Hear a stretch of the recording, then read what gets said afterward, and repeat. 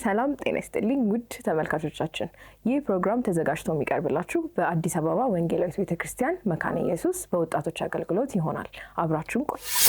በዛሬው ውይይታችን ላይ በሐዋርያትና በነቢያት አገልግሎት ዙሪያ የምንወያይ ይሆናል። ለውይይቱ እንግዳ አድርገን የጋበዝናቸው ቄስ ዶክተር ያዕቆብ ጎዴቦ እንደዚሁም ቄስ ዶክተር አያሌው ተሰማ ናቸው። ራሳቸውን እንዲያስተዋውቁ ጋብዛለሁ። እኔ ያዕቆብ ጎዴቦ ይባላለሁ። በመካነ ኢየሱስ ሰሚናሪ ነው የሚሰራ። በመካነ ኢየሱስ ቤተክርስቲያን ቄስ ነኝ፣ አገልጋይ ነኝ። ቄስ አያሌው ተሰማ ይባላለሁ። የመካነ ኢየሱስ ሰሚናሪ መምህር ነኝ። የጉለሌ ቤቴል ማህበረ ምናን አገልጋይ ነኝ፣ አባልም ነኝ። እሺ፣ የመጀመሪያው ጥያቄ የሚሆነው ለቄስ አያሌው ነው። ነብይና ሐዋርያ የሚለው ስም ትርጓሜያቸው ምን እንደሆነ መጀመሪያ ላይ በዛው ማያይዘው ነብይ ወይም ሐዋርያ ለመባል መስፈርቱ ምንድነው? ብዙ ጊዜ ከዚህ ጋር ተያይዘው የሚነሱ ጥቅሶች አሉ። ኤፌሶን ምዕራፍ 4 የተሰጡት አገልግሎት ክፍሎች ውስጥ ስለተመደቡ፣ እንዲሁም አንደኛ ቆሮንቶስ ምዕራፍ 12 ስላሉ አብረው አያይዘው እንዲመልሱ። አመሰግናለሁ። የመጀመሪያውን ጥያቄ በተመለከተ ነብይና ሐዋርያ የሚለው ስም ትርጓሜ ምንድን ነው የሚለው፣ ነብይና ሐዋርያ የሚለው ስም አይመስለኝም። ከሱ ልጀምር። ምክንያቱም ከስምነቱ ይልቅ ትርጓሜው የሚያደላው ወደ ተግባሩ ነው። በእንግሊዝኛ ፈንክሽን ብለን የምንጠራው። ለዚህ የነብይነት ምንድነው ተግባሩ፣ ሐዋርያነት ምንድነው ተግባሩ ብለን በሱ ብንቃኘው የበለጠ ከመጽሐፍ ቅዱስ እሳቤ ጋራ አመለካከት ጋራ በጣም ይገናዘባል ብዬ አስባለሁ። ለዚህ ነብይነት ምንድነው ከተባለ መቼም መጽሐፍ ቅዱሳዊ የሆነውን ነገር መግለጽ ስላለብን በብሉይና በሐዲስ ያለው አስተሳሰብ ምንድነው የሚለውን ነው የምናነሳውና አይ ቲንክ ጠቅለል ባለ መልኩ የነቢይ በእግዚአብሔር የተጠራ የተመረጠ ሰው ነው እና ግን ተልእኮ አለው፣ አገልግሎት አለው። እነዚህ አገልግሎቶቹ ጥቅልል ባለ መንገድ ቢገለጡ አንዱ እግዚአብሔር ለቃል ኪዳኑ ሕዝብ እሱ ለመረጣቸው ሕዝቦች በጊዜው ሊገነዘቡት ስለሚገባ ስለ ነገው የእነሱ ነገ ምንም ሊሆን ይችላል፣ ማህበራዊ፣ ፖለቲካዊ፣ መንፈሳዊ ሊሆን ይችላል። ስለ ነገው እንዲገነዘቡ የእግዚአብሔርን እውቀት ከእግዚአብሔር ሰምቶ ወይም በራእይ አይቶ ለህዝብ አማኙ የሚናገር ሆኖ እናገኘዋለን። እሱ ብቻም አይደለም። የቃል ኪዳን ህዝብ ደግሞ በኑሮ ውስጥ በመንፈሳዊ፣ ፖለቲካዊ፣ ማህበራዊ ህይወት ውስጥ እግዚአብሔር የማይወደውን ነገር አድርገው ቢሆን ከቃሉ የወጡበት ነገር ቢኖር ወደዚያ እንዲመለሱ የተግሳጽ መልእክት፣ የትምህርት መልእክትን፣ የንስሐን ጥሪ የሚያስተላልፍና ወደ እግዚአብሔር ተመለሱ የሚል ነው ነብይነት። አዲስ ኪዳንም ውስጥ ያለው አገልግሎት ከዚህ ጋር በጣም የተቆራኘው በክርስቶስ ሞትና ትንሣኤ አምኖ የዳኑ አማኝ ማህበረሰብ ውስጥ ክርስቶስን ማዕከላዊ አድርጎ በመኖር ረገድ ካሉበት ማህበረሰብ ከዓለም የሚመጣ የሚያደናግራቸው እንግዳ ሀሳብ ሲኖር ወደ ክርስቶስ እንዲመለሱ፣ ወደ ተገለጠ እውነት እንዲመለሱ፣ እግዚአብሔር ወደሚፈልገው ስነ ምግባር እንዲመለሱ የሚያሳስቡ የሚያስተምሩ ደግሞ ያው የአዲስ ኪዳን አውድ የመከራ የስደትም አውድ ስለነበረ አይዟችሁ፣ በርቱ፣ ጽኑ፣ ዋጋ ክፈሉ የሚሉ ሀሳቦችን የሚያስተላልፍ ሆኖ እናገኘዋለን። ስለዚህ ስላለፈው ስላሁኑና ስለወደፊቱ ከእግዚአብሔር መልእክት የተቀበለ ሰው ነው ብለን ነው የምንወስደው። ሐዋርያነት እንግዲህ ቅድም እንዳልኩት ሐዋርያነት ስም አይደለም፣ ፋንክሽን ነው። ይህን ቀጥታ የምናገኘው ትርጓሜውን መሰረት አድርገን ነው። ትርጓሜው የተላከ ማለት ነው። ላኪ ያለው መልእክት አለው። የሚላክበት ዴስቲኔሽን አድራሻ አለው ማለት ነው። ስለዚህ ይሄንን ያየነው አዲስ ኪዳን ላይ ጌታችን ኢየሱስ ክርስቶስ የእግዚአብሔር መንግስት ቀርባለችና ንስሐ ግቡ ብሎ እየሰበከ እያስተማረ በመጣበት አውድ ውስጥ የእሱ የሆኑ 12ቱን ለየና አብሮ እንዲቆዩ ከእሱ ጋር እንዲሆኑ አስተማረ። በመጨረሻ ማቴዎስ 28 እንደሚነግረን ሂዱ ብሎ ላካቸው እና ስለዚህ ሐዋርያነት መላክ በእግዚአብሔር መላክ ላይ የተመሰረተ ነው። ምን ለማድረግ? እግዚአብሔር መንግስት ለማስፋፋት፣ ደቀ መዛሙርትን ማፍራት፣ የክርስቶስ ተከታዮች እንዲበዙ ማድረግ ላይ ያተኮረ ነው። እንግዲህ ይሄ መጽሐፍ ቅዱሳዊው ትርጓሜ ብዬ የምወስደው ነው። እንዳነሳሽው ሁለተኛ የነቢይነትና የሐዋርያት መስፈርት ምንድን ነው ለሚለው ጥሩ ጥያቄ ነው። ግን እሱን ማን ያውቃል ነው ጥያቄው። ነቢዩን የጠራ እግዚአብሔር ነው። መስፈርቱ የነቢይነት መስፈርት የሰውየው ማንነት ወይም ባህሪው ወይም መረዳቱ ወይም ልምምዱ የሚባሉ ነገሮች መጽሐፍ ቅዱስ ላይ ተዘርዝረው አናገኝም። ግን መጠራቱን ግን እርግጠኛ ነን። ሌሎችን መውሰድ እንችላለን። ለምሳሌ ሙሴ ተጠራ። ክራይቴሪያው በእግዚአብሔር እሱ ያወጣው እኔ ካፌ ኮልታፋ ነኝ ያለበት አውድ አለ ነው ሂድ ነው የተባለው። መጠራት የሚለውን ሀሳብ ያሳያልና እንግዲህ ይሄ በእውነት የሚታወቀው የብሉይ ኪዳንና የአዲስ ኪዳን ሐዋርያቶችና ነቢያቶችን ካየን ጠሪው እግዚአብሔር ነው። ክራይቴሪያው በእግዚአብሔር እጅ ነው ያለው የሚለው ላይ እንድናተኩር የግድ ይለናል። እርግጥ ስለ ሐዋርያ ደግሞ ስናስብ መቼስ ዝርዝር መለኪያዎችም የተቀመጡበት አውድ አለ። ለምሳሌ የሐዋርያት ሥራ ምዕራፍ 1 ላይ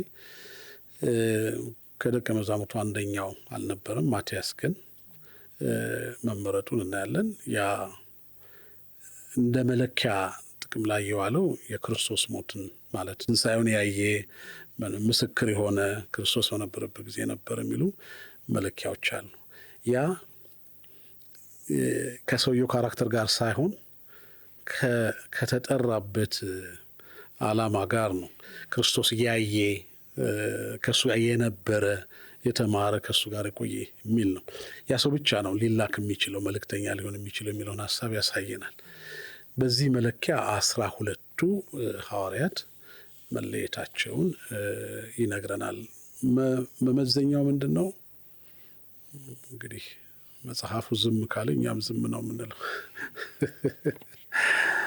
ቄስ ያዕቆብ የሚጨምሩት ብዙውን መጽሐፍ ቅዱስ የያዘውን መሰረታዊውን ነገር መልሰውታል። ስለ ሁለቱም ነቢይ የሚለውም ሀሳብ ለዓለም የተዋወቀው በመለኮት ነው፣ በእግዚአብሔር ነው። እግዚአብሔር ነው ሀሳቡን የሚያውቀው፣ ያመነጨውም እሱ ነው። የመጀመሪያ ቃል ነቢይ ብሎ የተናገረው እግዚአብሔር ነው። ስለዚህ በምን ነቢይ እንደሚያደርግና ምን ስራ እንደሚሰጣቸው የሚያውቀው እግዚአብሔር ነው። ሐዋርያትም ወደ አዲስ ኪዳን ስንመጣ የተለዩት በመለኮት ነው፣ በእግዚአብሔር ነው። ጌታ ኢየሱስ ክርስቶስ ፒክ አረጋቸውና ኑ ከእኔ ጋር ቆዩ፣ ትማራላችሁ፣ ትሄዳላችሁ ብሎ አቆያቸው፣ አሰለጠናቸው፣ ላካቸው። ሲልካቸው ሂዱ ሐዋርያት አድርጉልኝ አላለም፣ ደቀ መዛሙርት አድርጉልኝ ብሎ ላከ። የእነርሱ ካቴጎሪ ሌላ ነው። ቀጥሎ የሚመጣ ህዝብ ካቴጎሪ ሌላ ነው። ደቀ መዛሙርት ናቸው። ስለዚህ ዓላማውን ይዞ የመጣ እግዚአብሔር እነርሱ የሚያገለግሉትን የአገልግሎትን አይነትና ፍሬውን የሚያውቀው እግዚአብሔር። ስለዚህ ለሰው ትርጉሙን መንገር በጣም አስቸጋሪ ነው። ትርጉሙን መንገር አስቸጋሪ ነው። ከብሉይ ኪዳን ነቢያት አንጻር ሲናይ እግዚአብሔር መናገር የሚፈልገውን ነገር በእነርሱ አፍ ይናገራል። እርሱ ለህዝቡ ሊል የሚፈልገውን ነገር እግዚአብሔር ያለ የሚኖር ሕያው አምላክ ነው፣ የሚሰራ ነው፣ አካል እንዳለው መጽሐፍ ቅዱስ ያቀርባል። ግን ለመናገር ለሚፈልገው ነገር ሰዎችን ነው የሚጠቀመው። ስለዚህ እሱ ለመናገር የሚፈልገውን ነገር ሰዎችን ተጠቅሞ ነው ለሰዎች የሚናገረው። እነዚያን ሰዎችን ነው ነቢያቴ ያለው እግዚአብሔር። በቃ እሱ ነው ያ የመለኮት ጉዳይ። ኛውን ጥያቄ ለቄስ ያዕቆብ ነው ማነሳው። ሐዋርያትና ነቢያት በመጽሐፍ ቅዱስ በተለይም በአዲስ ኪዳን በቤተ ክርስቲያን ተከላ፣ በቤተ ክርስቲያን መስፋፋት፣ በእድገቷ የነበራቸው ሚና ምንድን ነው? የነበራቸው ሚና ጌታን ኢየሱስ ክርስቶስን ተክቶ መንፈስ ቅዱስ ቤተ ክርስቲያንን ሲመሰርት በቤተ ክርስቲያን እንዲሰራ በመለኮት በኩል የተፈለገውን ነገር እነርሱን ተጠቅሞ ነው የሰራው። ስለዚህ መልእክተኞቹ ናቸው ብለዋል ቅድም እሳቸው፣ መሳሪያዎቹም ነበሩ። ቤተ ክርስቲያን የተመሰረተችው በብሉይ ኪዳን በነቢያት መልእክቶችና አስተምህሮ ፍጻሜ ላይ ነው። ቤተ ክርስቲያን ከተመሰረተች በኋላ ደግሞ የነቢይነት አገልግሎትን መስጠትን እግዚአብሔር አላቆመም። በሐዋርያት ሥራ ውስጥ ወደ 13 ሰዎችን እናገኛለን ነቢያት ነበሩ የሚላቸው። ምን ማለት ነው? የእግዚአብሔርን አፍ የሚናገሩ፣ የእግዚአብሔርን ሐሳብ የሚናገሩ፣ የእግዚአብሔር ሐሳብ የሚገለጥባቸውና ለሰዎች የሚያስተላልፉ ሰዎች በጥንት ቤተ ክርስቲያን ነበሩ ማለት ነው። ከአገቦስ ጀምሮ ሌሎቹም ወደ 13 ወደ 12 የሚቆጠሩ አሉ። ያ እግዚአብሔር አንዳንዴ መላእክት መጥተው ተናገሯቸው ይላል ቃሉ በሐዋርያት ሥራ። አንዳንዴ የጌታ መንፈስ እንዲህ ብሎ ተናገራቸው ይላል። አንዳንዴ ጌታ ኢየሱስ ራሱ በማይታይ አካሉ በማንነቱ ተገልጦ እንደተናገራቸው ይናገራል።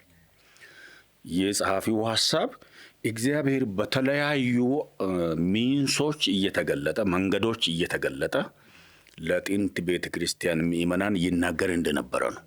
እዛ መካከል ሐዋርያቶች ዋናዎቹ መሪዎች ነበሩ። እነዚያ 12ቶቹ ዋና አስተባባሪዎቹ፣ በእነርሱ ሱፐርቪዥን ውስጥ ነው ሁሉም ነገር የነበረው። ነቢያት ደግሞ ለእግዚአብሔር ሕዝብ የሚደርሰውን የእግዚአብሔርን ሐሳብ እንዲናገሩ እግዚአብሔር አገልግሎቱን ስጦታውን ሰጥቷቸዋል፣ አገልግለዋል ነበሩ። ስለዚህ የተጫወቱት ሚና ወሳኝ ነው ብዬ ነው የማስበው። ወሳኝ ነው። በጊዜው እግዚአብሔር በዓለም ላይ በመሰረታት ቤተ ክርስቲያን ሊከናወን የሚገባውን ነገር መንፈስ ቅዱስ እነርሱን ተጠቅሞ ነው ለቤተ ክርስቲያን ያስተዋውቅ የነበረው። ሲመክርም ነበረ፣ ሲገስጽም ነበረ፣ ሲፈቅድም ነበረ፣ ሲከለክልም ነበረ። በሁሉም ጊዜ እነርሱን ተጠቅሞ ነው። ስለዚህ ሚናቸው ትልቅ ነበር።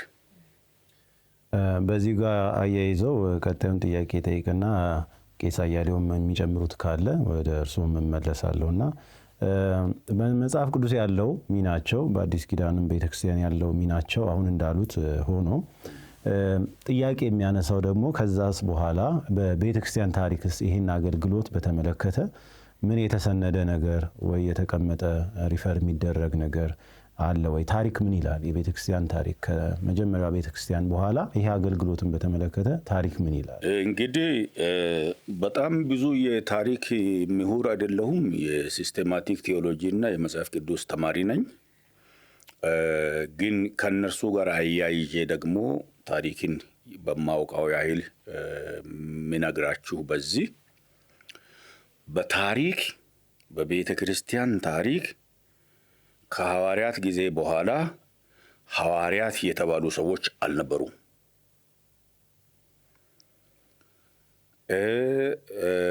ነቢያት የተባሉም ሰዎች አልነበሩም። ከመጽሐፍ ቅዱስ ሁለት ምክንያት ልናነሳ እንችላለን ለዚህ። በብሉይ ኪዳን እግዚአብሔር ሌዋውያንን መርጦ የሌዊን ቤተሰብ ካህናት እየሆኑ እየተሿሿሙ እያገለገሉ እንዲቀጥሉ አድርጎ ለእነርሱ ለቋል። አንዱ ሲያልፍ አንዱን፣ አንዱ ሲያልፍ አንዱን ይሾማሉ፣ ቀጥለዋል።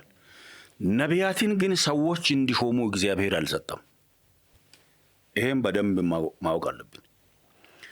ነቢያትን ሹሙልኝ ብሎ በፍጹም እግዚአብሔር የሰጣ ጊዜ አልነበረም በብሉይ ኪዳን። ስለዚህ ሰዎች ነቢያትን አይሾሙም ነበር። በጥንት ቤተ ክርስቲያንም ነቢያት ተብለው ሰዎች በልዩ ስያሜ አልተሾሙም። ሐዋርያት ጊዜም ሲመጣ ጌታ ኢየሱስ ክርስቶስ 3 ዓመት አብረውት ቆይተው ካሰለጠናቸው በኋላ የመንፈስ ቅዱስን ስጦታ ሰጥቶ ኃይል ከላይ አልብሷቸው ኃይለኞች አድርጎ ሲልካቸው ሂዱ፣ ወንጌልን ሲበኩ፣ የእግዚአብሔር መንግሥት ወደ እናንተ ቀርባለች በሉ፣ ንስሐ ግቡ በሉ፣ አስተምሩ፣ አጥምቁ፣ ደቀ መዛሙርቴ አድርጉ ነው ያላቸው። ሐዋርያት አድርጓቸው አላለም። ሐዋርያት አድርጓቸው አላለም። ሐዋርያትን 12ቱን እርሱ የለየበትን ምክንያት ያውቃልና። ሐዋርያት በሹመት ተርም የሚታይ አይደለምና ያ ከዚያ ያለፈ ነገር ስለሌለው በጥንት ቤተ ክርስቲያንም የቀጠሉት ከሐዋርያት በተቀበሉት ሁኔታ በቤተ ክርስቲያን መሪዎችን እየመረጡ ካህናትን ኦርዲኔሽን ለአገልግሎት እየሰየሙ እጅ ጭነው ለአገልግሎት እየሰየሙ በዚያ ቤተ ክርስቲያን አገልግሎትን ቀጠለች። የነቢይነት አገልግሎት የለም ማለት አይቻልም። የእግዚአብሔር ሕዝብ በዓለም ላይ እስካለ ድረስ እግዚአብሔር ለሕዝቡ እስከሚናገር ድረስ ሰዎችን ተጠቅሞ መልእክቱን አምጥቶ በእነርሱ አስተላልፎ ሊናገር ይችላል። ልክ በስብከት በወንጌል እንደሚናገርም ልዩ መልእክትን ደግሞ አምጥቶ የአሁንን የወደፊትን ነገር የሚመለከት ነገር ተጠቅሞ የሚናገራቸው ሰዎች ሊኖሩ ይችላሉ። የነቢይነት አገልግሎቱን የሚያገለግሉ ሊኖሩ ይችላሉ። ቤተ ክርስቲያን ግን በታሪክ ውስጥ እነዚህን ነገሮች በሹመት መልክ አላዳበረችም። በጽሁፍም ቤተ ክርስቲያን ሁሉን ነገር ስርዓት ሲታሲዝ የአምልኮውን የእምነቱን ነገር ስርዓት ሲታሲዝ ከሐዋርያት የተቀበለችውን ቀጥላለች። እነዚህ ሁለቱ ሹመቶች ሆነው አልተቀጠሉም። አገልግሎት ሆነው በካህናትም በመሪዎችም በዲያቆናትም ተተክተው አገልግሎቱ ቀጥሏል። ሹመቱ በቤተ ክርስቲያን ታሪክ ውስጥ አልቀጠለም። ሹመት ሆኖ አልቀጠለም። ይሄ ሲመተ ሐዋርያነት ሲመተ ነቢይነት ምናምን በሚለው አይነት ተርም ዛሬ እኛ በምንሰጠው አይነት ስያሜ አልቀጠለም። ለምን? መጽሐፍ ቅዱስ ቶሎ አደራጅተው ከ170 ዓመተ ምህረት በኋላ በነበሩ ጊዜያት መጽሐፍ ቅዱስን ወደ እጃቸው አስገቡ። የብሉይ ኪዳኑን አነበቡ፣ የአዲስ ኪዳኑን አነበቡ። እነዚህን ሹሙልኝ የሚል መልእክት ከመለኮት የተሰጠ አልነበረም፣ የለምም አሁንም። ስለዚህ በቤተ ክርስቲያን ታሪክ እሱ በመሪዎችና በአገልጋዮች በልዩ ልዩ አገልጋዮች ተተክቶ ታልፏል፣ አልነበረም። የሚጨምሩት ካለ ቄስ ለመጨመር ያህል ከተግባሩ ብንነሳ 2 የሐዋርያትን አገልግሎት ልዩ የሚያደርገው የነበሩበት አውድ ነው። 2 አውድ አለ። አንዱ እንደምታስታውሱት ክርስቶስ 12ቱን በለየበት ጊዜ የእግዚአብሔር መንግስት ብሎ የመንግስተ ሰማያት የእግዚአብሔር መንግስት አስተሳሰብ መሰረት አድርጎ ነው በዚያ ውስጥ የመንግስት ወንጌል እንዲገለጥ እንዲያስተምሩ በመንግስት ወንጌል ውስጥ ያለውን ኃይል የድነት ኃይል የማስታረቅ ኃይል እያካፈለ ከትንሣኤው በኋላ ከማድረጉ በፊት ማለት ነው ይሄ ኃላፊነት በእነሱ እንዲቀጥል እነሱን ሾመ። ስለዚህ ጳውሎስም እንደሚነግረን የእርቅ አገልግሎት መልእክተኞችም ናቸው፣ አምባሳደሮችም ነበሩ እና ይህን የእርቅ አገልግሎት ወደ ዓለም ሁሉ በመውሰድ ቅድም ቄስ ዶክተር ያዕቆብ እንዳሉት ወደ ዓለም የማድረስና ደቀ መዝሙር የማድረግ ኃላፊነት የነሱ ነበር። ስለዚህ ተግባራቸው ምንድን ነው? አስፍተን ብናየው የእግዚአብሔርን መንግስት ማስፋፋት፣ ሰዎችን የክርስቶስ ደቀ መዛሙርት ማድረግ። ይሄ 2 ሲሆን ደግሞ እነዚህ በክርስቶስ ወንጌል የዳኑና ከእግዚአብሔር ጋር እርቅ ያደረጉት ደግሞ ይሰበሰባሉ፣ ፌሎሺፕ ያደርጋሉ፣ ህብረት ያደርጋሉ እና ቤተ ክርስቲያን መሰብሰባቸው የክርስቶስ ቤተ ክርስቲያን እንዲሆኑ ምክንያት ስለሆነ በዚያ ስብስብ ውስጥ ደግሞ ምን መደረግ እንዳለበት ጋይዳንስ መስጠት፣ ትምህርት መስጠት፣ ይሄ የነሱ ትልቁ ሮል ነበረ። የነቢይነትም አገልግሎት ስናይ አይ ቲንክ መታየት ያለበት በዚህ ቤተ ክርስቲያን በተመሰረተችበት አውድ፣ ኢንስቲትዩትድ በሆነችበት አውድ እና የክርስቲያኖች ህብረት እየሰፋ በሄደበት አውድ ውስጥ ነው የትንቢትን አገልግሎት የምናየው። የነቢያትን ሳይሆን የትንቢትን አገልግሎት አስፈላጊነት የምናየው በዚያ በተቋቋመችው ቤተ ክርስቲያን በቅዱሳን ህብረት ውስጥ እግዚአብሔር በየጊዜው መልእክት ያመጣል።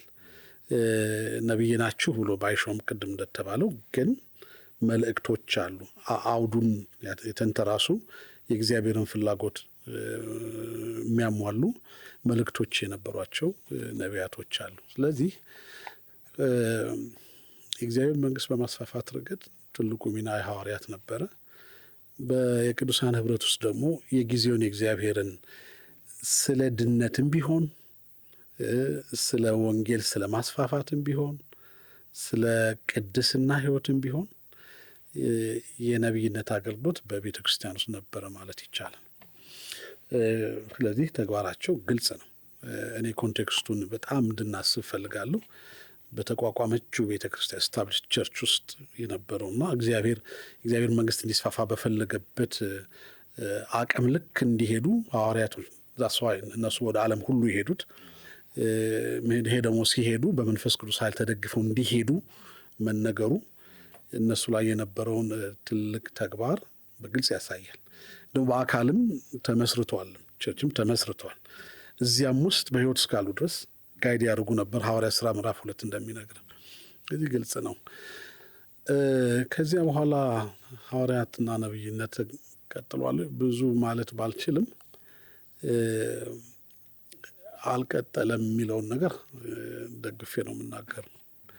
ለምን እንዲሁ አንድ ምሳሌ እንኳ ብናነሳ ኤፌሶን ቤተ ክርስቲያን ጳውሎስ ከሚሊጥን ሆኖ ሽማግሌዎች ጋር በተነጋገርበት ጊዜ አይ ቲንክ የሐዋርያትና ነቢያት ውስጣቸው አሉ ማለት ነበረበት ብዬ አስባለሁ። ግን ሁለተኛ ፊቴን አታዩትም ብሎ ጸልዮ ግን መንፈስ ቅዱስ እናንተን ጳጳሳት አድርጎ ለሾመባት ለእግዚአብሔርና ለመንጋው ለሕዝቡ ተጠንቀቁ ሲል የመሪነቱን በተቋቋመችው ስታብሊሽድ በሆነችው ቆሮንቶስ ሊሆን ይችላል፣ ሎዶቅያ ሊሆን ይችላል፣ ገላትያ ሊሆን ይችላል፣ ቆላሲስ ሊሆን ይችላል። በእነዚያ ቤተ ክርስቲያን ውስጥ እናንተ ናችሁ ኃላፊነት ብለው የሰጡት እንደኛ አይነት ሐዋርያት ናችሁ አላሉ።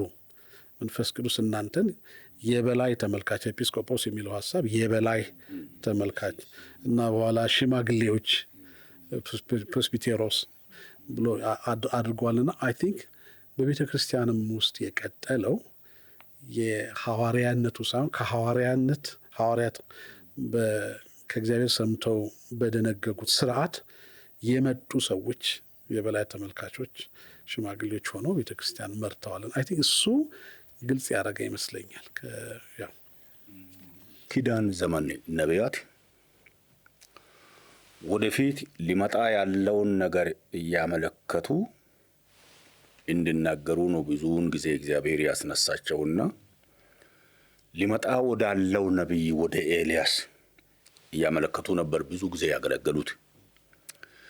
እግዚአብሔር እነዚያን ነቢያትን ተጠቅሞ ያንን ህዝብ ያን የቃል ኪዳኑን ህዝብ ከመካከሉ ሊያመጣ ላሰበው ለዚህ ለአማኑኤል ከዳዊት ስር በትር ይወጣል ለተባለለት መንገዶችን እያዘጋጀ ነበርና በዚያ መንገድ ለወደፊት ሊሆን ያለውን ነገር ከእሱ ጋር ከመሲሁ ጋር ተያይዞ የሚመጣውን ነገር እያሳዩ ነበር ያገለገሉት። እሱ መጣ። የእግዚአብሔር ልጅ ጌታ ኢየሱስ ክርስቶስ የሰውን ሥጋ ነስቶ ሰው ሆኖ መጣ። የእግዚአብሔርን ሐሳብ ለዓለም ግልጽ አድርጎ አስተላለፈ። 5 ዋና ነገሮችን አስቀምጧል። ሐዋርያት ማድረግ የነበረባቸውን፣ ከሐዋርያት የሚቀጥሉ የቤተ ክርስቲያን መሪዎችና አገልጋዮች ማድረግ የነበረባቸውንና ያለባቸውን፣ ዛሬም ድረስ ለወደፊትም ያለባቸውን 5 ዋና ነገሮችን አስቀምጦላቸዋል። አንደኛ፣ በኢየሱስ ክርስቶስ ማመን ለደህንነት ወሳኝ ነው። ሁለተኛ፣ መጠመቅ ወሳኝ ነው፣ እሱ ባስተማረው ትምህርት መሰረት። ሶስተኛ፣ ሥጋውንና ደሙን መካፈል ወሳኝ ነው። አራተኛ፣ በቃሉ መኖር ወሳኝ ነው። አምስተኛ፣ የመንፈስ ቅዱስን ስጦታ መቀበል ወሳኝ ነው። እነዚህን ወሳኝ ነገሮችን ከእግዚአብሔር ልብ አምጥቶ የእግዚአብሔር ልጅ ጌታ ኢየሱስ ክርስቶስ አስተዋወቀና ለሐዋርያት ነገራቸውና አስረከባቸው። ያንን እንዲያደርጉ ነው። ወደፊት ሌላ የደህንነት የሚመጣ ነገር አለ ብለው እያመለከቱ ትንቢት የሚናገሩበት ነገር አልነበረም። ጨርሶታል።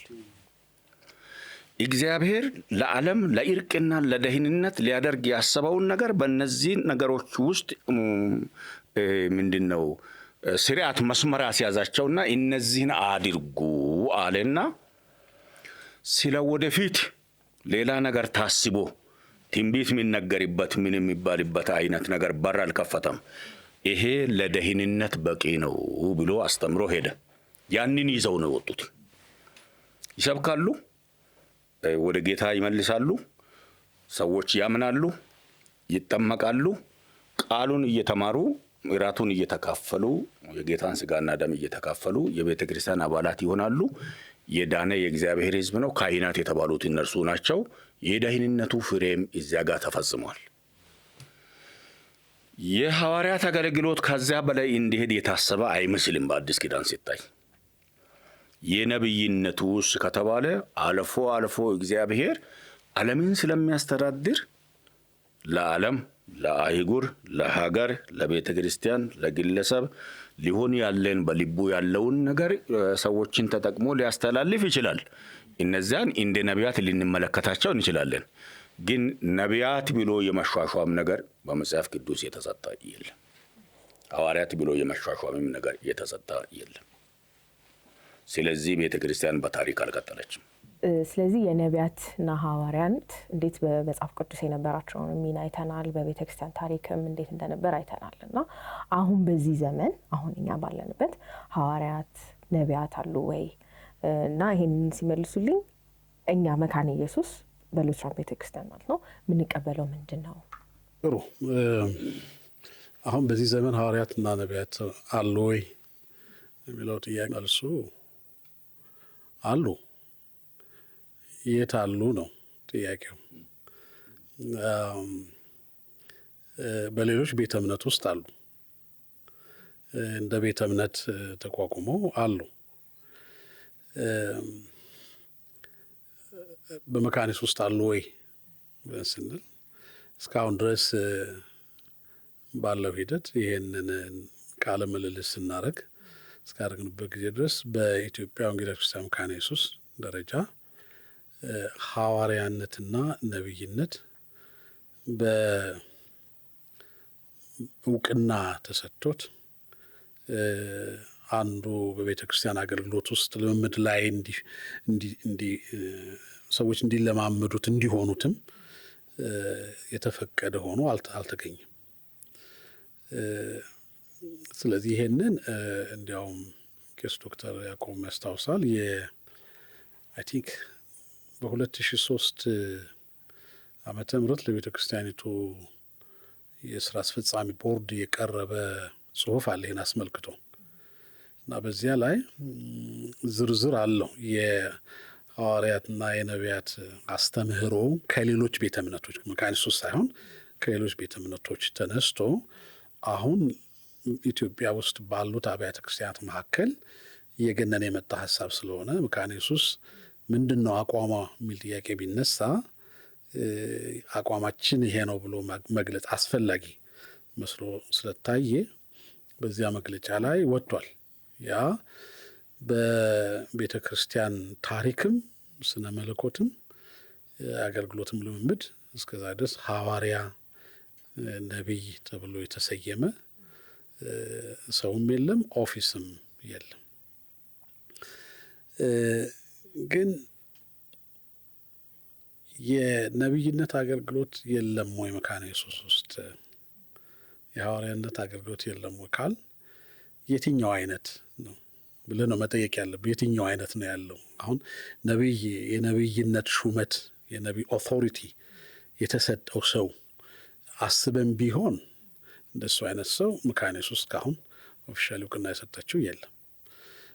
ሐዋርያነት በሐዋርያነት ሹመት በሌሎች ቤተ እምነቶች ውስጥ እንዳለው አስተምህሮ አይነት እውቅና የተሰጠው ሹመት እና ቢሮ እስካሁን የለም። ግን በቤተ ክርስቲያን አገልግሎት ውስጥ በጣም በጥንቃቄ ማሰብ ያለብን እኛ የኢትዮጵያ ወንጌላዊት ቤተክርስቲያን መካነ ኢየሱስ ሉተራዊት ቤተ ክርስቲያን ነን፣ ካሪዝማቲክም ነን። እና ካሪዝማቲክ ኢን ሴንስ ምን ማለት ነው? በመጽሐፍ ቅዱስ የተጠቀሱ የጸጋ ስጦታዎች መንፈስ ቅዱስ የሰጣቸው ለቤተ ክርስቲያን የሰጣቸው ስጦታዎች አንደኛ ቆሮንቶስ 12 ላይ ሌሎችም ክፍሎች ውስጥ ያሉ ስጦታዎች ምእመናን እንዲለማመዱ እድሉ አለ። እንዲለማመዱ ማለት የመንፈስ ቅዱስ ስጦታ ነው። ቅድም ቄስ ዶክተር ያዕቆብ አንስቷልና እንለማመዳለን። መንፈስ ቅዱስ የሰጠው ስለሆነ አይከለከልም። ግን እንደ ሌሎች ነው ወይ የምንለማመደው? እሱ በጣም ጥንቃቄ ያስፈልገዋል። የስነ መለኮት መነሻ መኖር አለበት። አቅጣጫ መሰጠት አለበት። በሱ ጥንቃቄ ይዘ ነው። ምክንያቱም ለምሳሌ ያህል ባብራራ በሌሎች ቤተ እምነቶች እንደ ጸጋ ስጦታ ከሚቆጠሩት አንዱ ነቢይነት ነው። ሌሎች ቢሮ አድርገውታል። የነቢይነት ቢሮ ብለው ሰይመዋል። እኛ ጋር እንደሱ አናደርግም። ግን መካከላችን ነቢያት የሉም ወይ? አዎ ነቢያት ናቸው ሳንላቸው ግን የነቢይነት አገልግሎት ውስጣቸው አለ። እግዚአብሔር የሰጣቸውን መልእክት ይዘው ይመጣሉ። መልእክቱን ስንሰማ እውነትና ትክክል መሆኑን መዝነን አውቀን ኦኬ ይሄ ሰው እግዚአብሔር በዚህ ጸጋ ሳይሞላው አልቀረም ብለን እናስብና በሱ አገልግሎት መጠቀሙን ነው እንጂ የምንፈልገው አንተ ነቢይ ነህ፣ በጣም አንተ ከሌሎች የተለየህ ነህ እና ለአንተ የተለየ ቢሮ ይገባል የሚል አንድም አይነት ወደዚያ ደረጃ እንድናስብ የሚያደርገን ምንም ነገር የለም። ስለዚህ በዚያ አኳኋን እኛ ጋር የነቢይነት አገልግሎት ማህበረ ምእመናዊ በክርስቲያን ህብረት ውስጥ የሚታይ መንፈስ ቅዱስ የሚሰራበት ልምምድ እንጂ የምናገዝፈው ነገር ሆኖ አይገኝም። ለዚያም ቢሆን ሁሉም ሰው ትንቢት ይዞ ቢመጣ ነቢይ ነው ልንልም አንችልም። ይመረመራል መልእክቱ ከግምቱ እንዳይናገር ውስጡ ካለው ቁጭትም ብሶትም ተስፋም ታይቶትም በደስታም ጌታ እግዚአብሔር እንዲህ ይላል ብሎ ከሰው ተነስቶ እንዳይናገር እግዚአብሔር ቃል መሰረት የሆነ መልእክት እንዳለው ቸክ ተደርጎ ለቤተ ክርስቲያን ለማህበረ ምእመናን ጥቅም ሊውል ይችላል። ሐዋርያት ሥራ ምዕራፍ 13 ይነሳል በዚህ ጉዳይ ላይ አይደል? አንጾኪያ ቤተ ክርስቲያን ላይ ነቢያት መምህራን ነበሩ። ቅድምም ጠቅሰውታል ቄስ ያዕቆብ ስለ አጋቦስ፣ ይሁዳና ሲላስ ምዕራፍ 15 ለሐዋርያት ሥራና እንዴት ነው? አዎ ሐዋርያት ሥራ መጽሐፍ በደንብ ይነግረናል። በጥንቷ ቤተ ክርስቲያን ነቢያት ነበሩ ይላል። አሁን በጠቀስሽው የሐዋርያት ሥራ ምዕራፍ 5 ነቢያት ነበሩ። ሌላ ቦታ 2፣ ሌላ ቦታ 2፣ ሌላ ቦታ 1፣ ሌላ ቦታ 4 እንደዚህ ሆነው ወደ 13 14 የሆኑ ነቢያት ያሉበትን ሁኔታ እናያለን። ምን ማለት ነው? በትንቢት አይነት መልእክት የሚያገለግሉ ነበሩ ማለት ነው። ይኖራልም ማለት ነው። የሌለው ምንድን ነው የሚለውን ጥያቄ እንጠይቅ። የሌለው ምንድን ነው? ሹመት ነው። ሹመት ነው። ቅድም ዶክተር ሲናገሩ አሉ ካሉ በኋላ የት ነው ያሉት ብለዋል። እሱን ጥያቄ መልስ ሰጥተዋል። እኔ ደግሞ ሌላ ጥያቄ ላንሳ። አሉ በተባለበት ቦታ እየሰማችሁ ወይም እየሰማን እያየናቸው ከሆነ ማን ነው የሾማቸው የሚለውን ጥያቄ ደግሞ እንጠይቅ። ማን ነው የሾማቸው? በመጽሐፍ ቅዱስ ውስጥ የምናያቸውን እግዚአብሔርን በትንቢት መልእክት አገልግሎት ያገለገሉ ሰዎች በእግዚአብሔር የተሾሙ፣ በእግዚአብሔር የተጠሩ፣ አገልግሎቱ መልእክቱ የተሰጣቸው ነበሩ። በሐዋርያነትም ሁኔታ ካየን ጌታ ኢየሱስ ክርስቶስ 12 ሰዎችን ብቻ መርጦ ሐዋርያት ናቸው ብሎ ሳየማቸውና አቆየ። ከሱ ጋር አሰለጠናቸው። ቅድም እንዳልነው ለአገልግሎት አሰማራቸው። እነርሱ ስር ሆነው ሌሎቹ እየተከተሉ አደጉ። ቅድም ያልኳቸውን አምስቱን ፍሬም ነገሮች እያስተማሩ ቀጠሉ። ለደህንነት ደቀ መዛሙርት እያደረጉ ሐዋርያትን አልሾሙ። አንድ ምሳሌ ጨምሬ ልጥቀስላችሁ። መጽሐፍ ቅዱስ የሚያስተምረን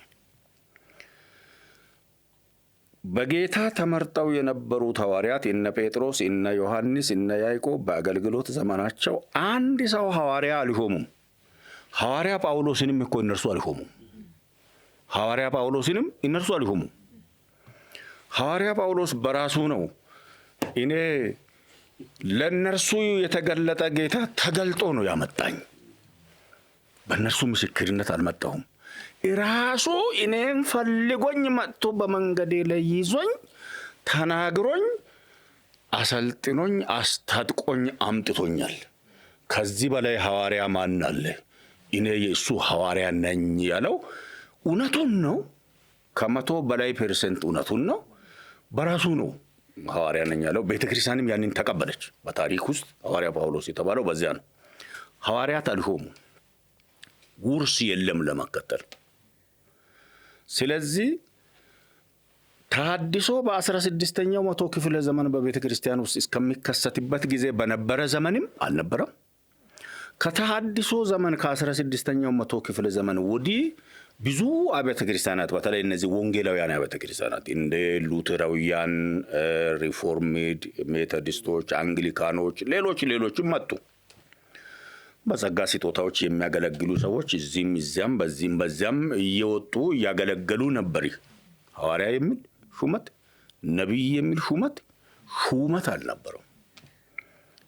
የነዚህ ሁለቱ ሹመቶች ሿሚ እና ባለቤት እግዚአብሔር ነው። መጽሐፍ ቅዱስ የሚነግረን እሱን ነው። ይሄን አድርጉ ተብሎ ለእግዚአብሔር ሕዝብ ለቤተ ክርስቲያን የተሰጠ ነገር ከመጽሐፍ ቅዱስ አይታይም። ስለዚህ ቤተ ክርስቲያን አላደረገችም በየትኛውም ዘመን። አሁን ሉተራውያን ያንን ያደርጋሉ ወይ?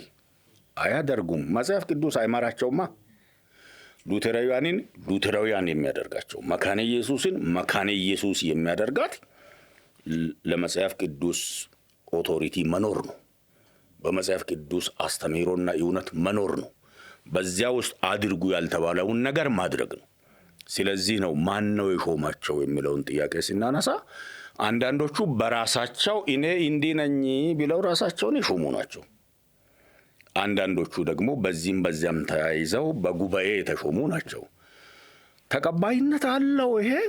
በመጽሐፍ ቅዱስ እይታ ሲናይ የለው። በራሳቸው ፍላጎት ማድረግ ይችላሉ። የፍላጎት ነገር ነው። የሃይማኖት ነጻነት አለ። መንግስት ለየትኛውም ሃይማኖት ተቋም ይንቀሳቀሳለሁ ለሚለው ፈቃድ ይሰጣል፣ አይከለክልም። ስለዚህ እዛ ራሳቸውን በራሳቸው ሲሾሙ ይታያሉ፣ ይሰማሉ። ያ ማለት በመለኮት ተሾሙ ማለት አይደለም። እኛ የምናውቀው እነርሱን በመለኮት ሲሾሙ ብቻ ነው።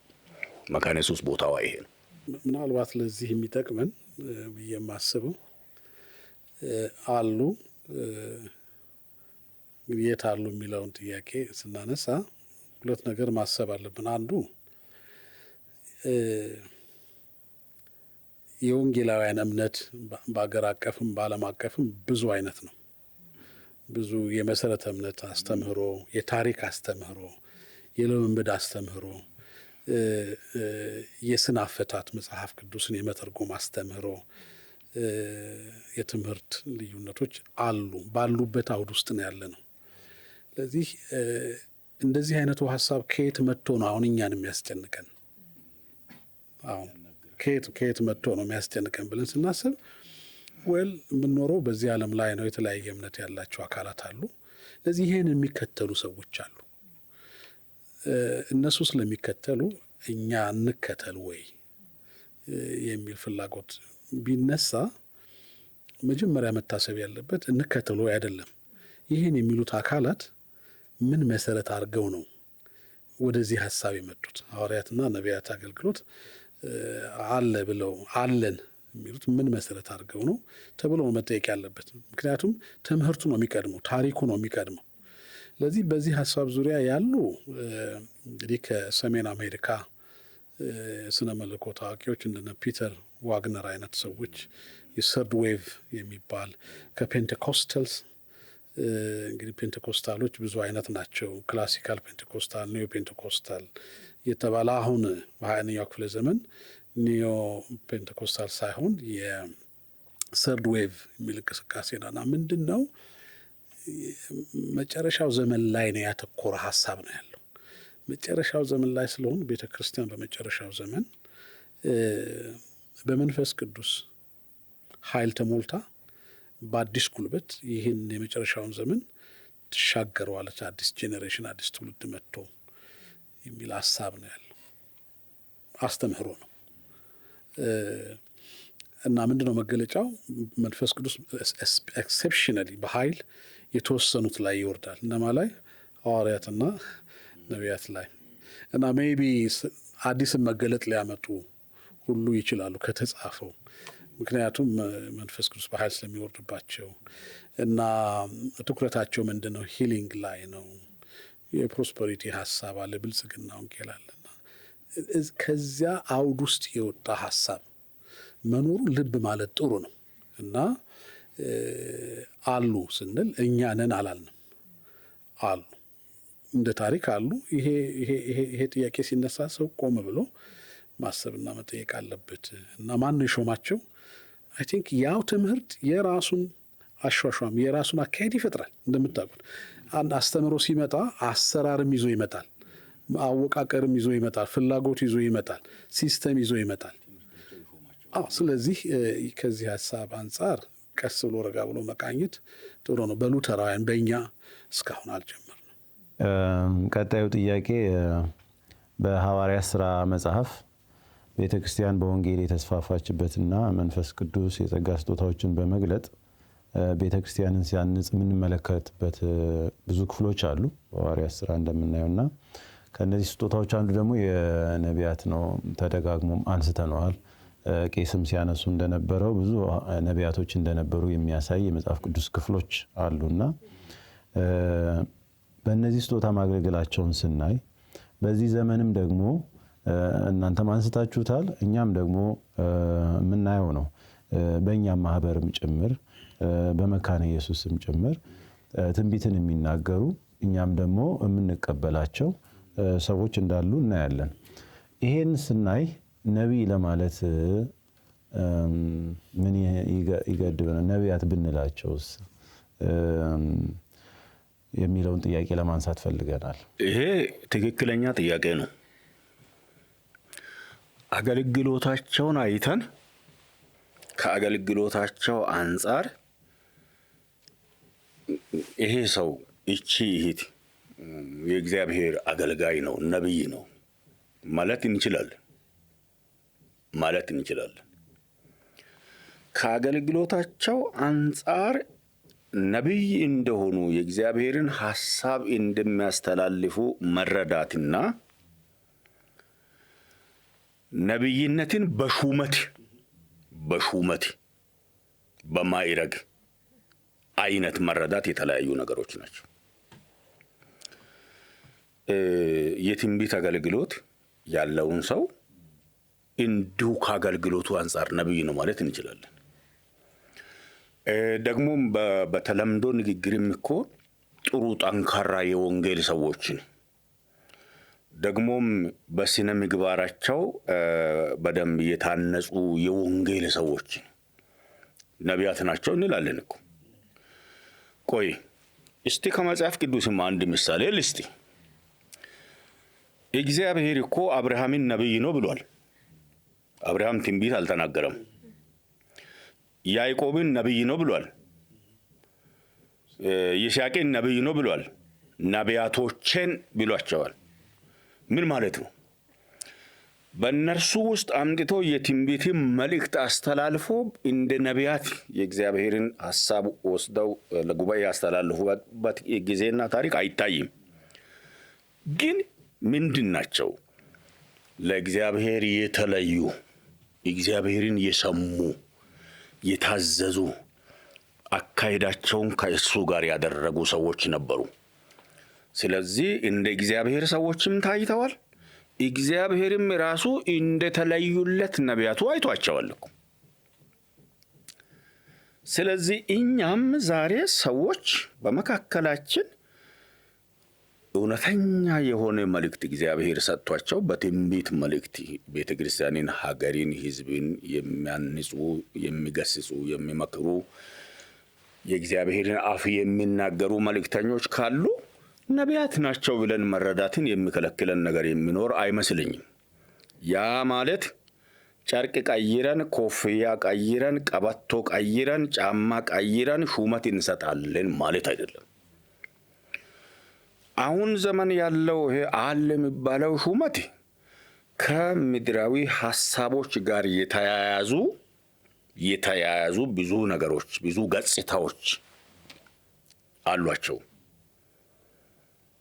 በመጽሐፍ ቅዱስ እውነት ደግሞ መጥተን ስናይ በነብይነት ካገለገልክ አንተ ነብይ ነህ ብሎ መረዳትን የሚከለክል ነገር አይኖርም። የከሌ እኮ ነብይ ነው ብሎ መረዳትንም መመስከርንም የሚከለክል ነገር አይኖርም። ያ ምንድን ነው?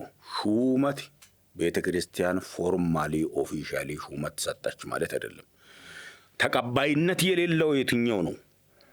በዚህ ስያሜ ሹመት ተሹሞ በሹመት ለመታወቅ መሞከር፣ እንደዚያ ለመሆን መሞከርን የቤተ ክርስቲያን ብሉይ ኪዳኗም አይፈቅድም፣ አዲስ ኪዳኗም አይፈቅድም። እስካሁን በቤተ ክርስቲያንን ሲመራትና ሲያስተዳድራት የመጣው የመሰረተ እምነት ጠቅላላው የክርስትና መሰረተ እምነት አስተምህሮ ይሄን አይቀበልምም፣ አይፈቅድም። ስለዚህ ለአንተ ጥያቄ ባጭሩ መልሰ ይሄን ያህል ግራውንድ ካልኩኝ የእግዚአብሔር አፍ ሆነው የሚያገለግሉን አገልጋዮችን አሁንም ነብይ ማለት የሚከለክለን ነገር አይኖርም። ልንገነዘባቸው እንችላለን። በዚያ አንደርስታንድ ልናደርግ እንችላለን። እሱና ሹመት ተሰጥቶ በሹመት በማይረግ ሰዎች በዚያ እንዲጠሩ ማድረግ የተለያዩ ነገሮች ናቸው። እሱን ቤተክርስቲያን አታረግም። ሉተራውያን አያረጉም፣ ሌሎችም አያረጉ፣ መካነ ኢየሱስም አታረግም። እሱ ጋር ነው እንግዲህ ዶክተር የሚጨምሩ ነገር ካለ መጨመር ይችላል። በጣም ትልቅ ፖይንት ነው። እዚያ ላይ ደግሞ ለመጨመር ያህል